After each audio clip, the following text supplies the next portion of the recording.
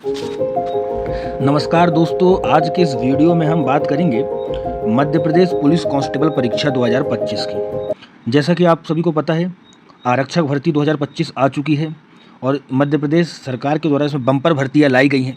तो इसी के नोटिफिकेशन पर आज हम चर्चा करेंगे।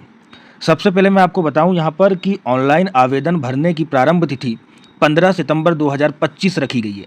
तो आप 15 सितंबर 2025 से फॉर्म भर सकते हैं और फॉर्म भरने की अंतिम तारीख है 29 सितंबर 2025। याद रखें, अंतिम तारीख है 29 सितंबर 2025। यदि आप फॉर्म में कुछ त्रुटि के कारण संशोधन करना चाहते हैं तो संशोधन तो आप 15 सितंबर से ही कर सकते हैं, लेकिन संशोधन करने की अंतिम तिथि है 4 अक्टूबर 2025 और परीक्षा जो है वो 30 अक्टूबर 2025 से प्रारंभ होगी दोस्तों। तो मात्र जो है आपके पास 40-45 दिन का समय बचा है। फिर शुल्क की बात करते हैं तो जो अनारक्षित अभ्यर्थी हैं यानी जनरल कैटेगरी के जो कैंडिडेट हैं उनके लिए परीक्षा शुल्क 500 रुपये रखा गया है, जबकि SC, ST, OBC, EWS जो मध्य प्रदेश के मूल निवासी हैं और इस प्रकार की रिजर्व कैटेगरी में आते हैं उनके लिए परीक्षा शुल्क 250 रुपये रखा गया है। इसके बाद एग्ज़ाम कब होगा, तो जैसा कि मैंने आपको बताया 30 अक्टूबर 2025 से ये एग्ज़ाम प्रारंभ होगा और जो है कई दिनों तक इसके पेपर चलेंगे क्योंकि बहुत बड़ी संख्या में लोग ये एग्ज़ाम देंगे। तो 30 अक्टूबर से पेपर चालू होगा, लेकिन कई दिनों तक ये पेपर चलेंगे। प्रत्येक दिन परीक्षा 2 सत्रों में आयोजित की जाएगी। पहले सत्र का रिपोर्टिंग टाइम सुबह 7:30 से 8:30 बजे है और पेपर जो है वो 9:30 बजे चालू होगा और 11:30 बजे छूट जाएगा। इस प्रकार आपके लिए 2 घंटे का समय रहेगा। अगर हम दूसरे सत्र की बात करें तो उसमें रिपोर्टिंग टाइम 12:30 बजे से लेकर 1:30 बजे तक है और आपका एग्ज़ाम चालू होगा 2:30 बजे और 4:30 बजे छूट जाएगा। इस प्रकार आपका 2 घंटे का पेपर होगा। अब यदि कुल पदों की बात करें तो कांस्टेबल में 2 प्रकार के पद हैं। पहला है कांस्टेबल जनरल ड्यूटी विशेष सशस्त्र बल यानी SAF का पद और दूसरा पद है कांस्टेबल जनरल ड्यूटी SAF को छोड़कर। अगर दोनों पदों को मिला दिया जाए तो कुल 7,500 पदों के लिए ये भर्ती आई है, जो कि एक बहुत अच्छी संख्या मानी जा सकती है। अब अगर हम इसमें दोनों पदों को अलग अलग देखें तो जो SAF भर्ती है, कांस्टेबल जनरल ड्यूटी की जो SAF भर्ती है वो सिर्फ पुरुषों के लिए होती है और उसमें कुल 700 पद हैं, जबकि जो अपना दूसरा पद है कांस्टेबल जनरल ड्यूटी SAF को छोड़कर उसमें कुल 6,800 पद है और उसमें महिला और पुरुष दोनों ही उन पदों को भर सकते हैं। तो 6,800 और अगर हम 700 को जोड़ें तो इस प्रकार 7,500 पद होते हैं जिसके लिए परीक्षा आयोजित होगी। अगर हम वेतनमान की बात करें तो कांस्टेबल जनरल ड्यूटी का जो वेतनमान है वो 19,500 से 62,000 है। अब न्यूनतम शैक्षणिक अर्हता की बात करते हैं तो कांस्टेबल GD के लिए न्यूनतम अर्हता कुछ इस प्रकार है।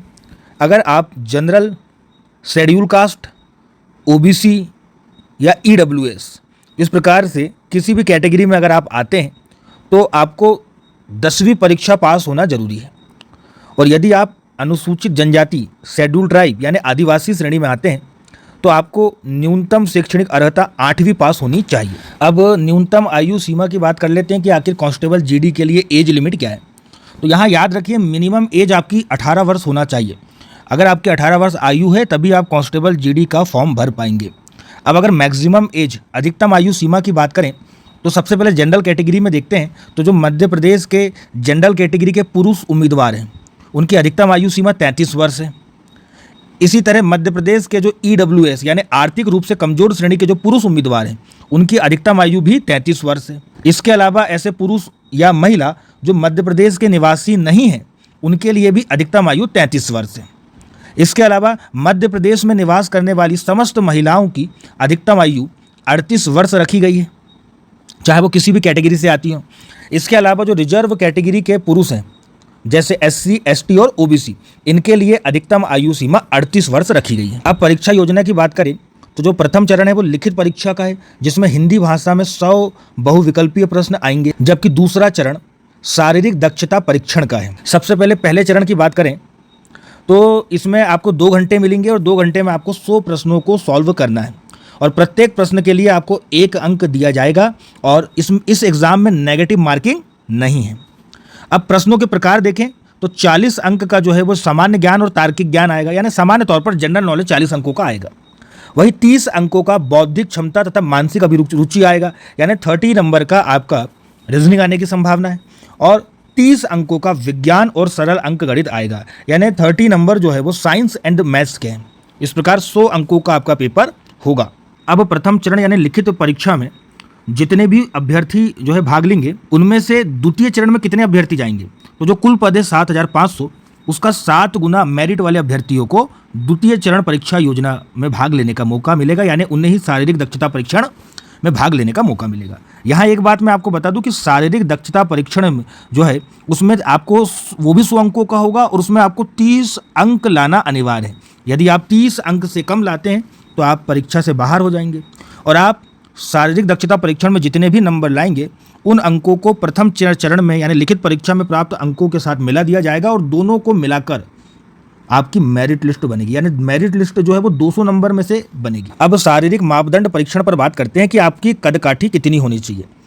तो सर्वप्रथम SAF पदों के लिए बात करें तो यदि आप जनरल या OBC कैंडिडेट हैं और अगर आप पुरुष हैं तो आपकी ऊंचाई कम से कम 168 सेंटीमीटर होनी चाहिए और सीना बिना फुलाए 79 सेंटीमीटर और फुलाव सहित 84 सेंटीमीटर होना चाहिए। और यदि आप अनुसूचित जाति या अनुसूचित जनजाति के पुरुष उम्मीदवार हैं तो आपकी ऊंचाई कम से कम 165 सेंटीमीटर और सीना बिना फुलाए 79 सेंटीमीटर और फुलाव सहित 84 सेंटीमीटर होना चाहिए। अब SAF को छोड़कर अन्य पदों की बात करें तो यदि आप जनरल, SC और OBC के पुरुष उम्मीदवार हैं तो आपकी ऊंचाई कम से कम 168 सेंटीमीटर होना चाहिए और सीना बिना फुलाए 81 सेंटीमीटर जबकि फुलाव सहित 86 सेंटीमीटर होना चाहिए। और यदि आप जनरल, SC और OBC के महिला उम्मीदवार हैं तो आपकी ऊंचाई 150 सेंटीमीटर होना चाहिए। इसके अलावा यदि आप अनुसूचित जनजाति यानी शेड्यूल ट्राइब के पुरुष उम्मीदवार हैं तो आपकी ऊंचाई 160 सेंटीमीटर होना चाहिए कम से कम, जबकि सीना बिना फुलाए 76 सेंटीमीटर जबकि फुलाव सहित 81 सेंटीमीटर होना चाहिए। और यदि आप ST कैंडिडेट से महिला उम्मीदवार हैं तो आपकी ऊंचाई कम से कम 155 सेंटीमीटर होनी चाहिए। अब दोबारा शारीरिक दक्षता परीक्षण की बात करते हैं तो जैसा कि मैंने आपको पहले ही बताया, शारीरिक दक्षता परीक्षण अधिकतम 100 अंकों का होगा और इसमें 3 दक्षता परीक्षण शामिल होंगे। एक होगा 800 मीटर दौड़, दूसरा होगा लंबी कूद और तीसरा होगा गोला फेंक। अब आपके परफॉर्मेंस के अकॉर्डिंग आपको नंबर इसमें मिलेंगे। अब जितना ज़्यादा इसमें अच्छा परफॉर्म करेंगे आपको उतने ही ज़्यादा नंबर दिए जाएंगे। तो यहाँ आप देख सकते हैं कि यहाँ पुरुष उम्मीदवारों के लिए और साथ ही साथ महिला उम्मीदवारों के लिए मैंने बताया है कि कितना फेंकने पर आपको कितने नंबर मिल सकते हैं। इसके बाद अब बात करते हैं आवेदन पत्र भरने की समय अवधि।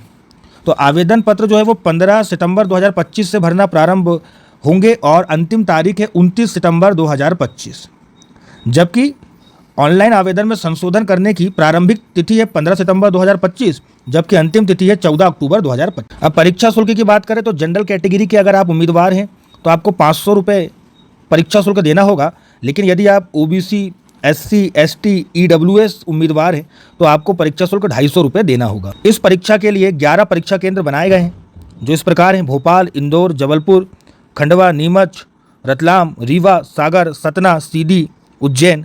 आप इनमें से कोई भी परीक्षा केंद्र अपनी पसंद से चुन सकते हैं। धन्यवाद।